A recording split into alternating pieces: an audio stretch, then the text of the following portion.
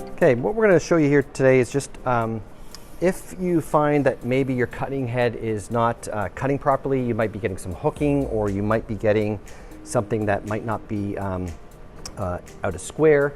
Just here's some tips to take along.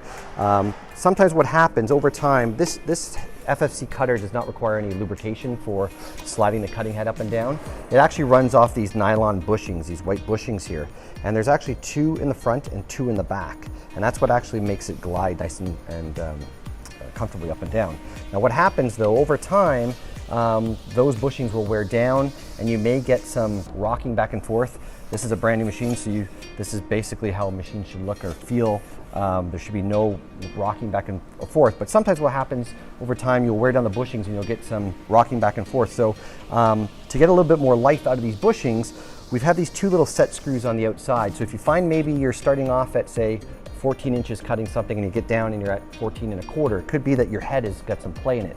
So what you want to do is you want to, you can lock your head into place by turning this knob in the middle, keep it upright, and then what you're going to do is you're going to take the Allen key that's provided with the machine, and you're just going to put it in and you're going to tighten these heads up, these screws up just a little bit.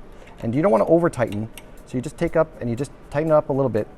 And what you're going to do is it's going to firm up that cutting head and it won't shake back and forth anymore. Now you don't want to tighten them up too much so that actually it stops the machine, the cutting head from going up and down. That's too tight. So you want to back it off a little bit and just back it off enough so that that cutting head will move freely.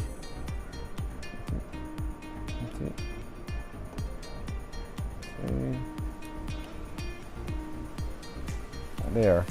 And so just you have enough glide there. And so that's if you get some hooking. Now what could also happen is you could have to square up your machine again, and that's what we went through in a previous video, is how to square the machine, and that could be one of your problems as well. So go back and square your machine if you're getting any incorrect sizing after you've settled your head there.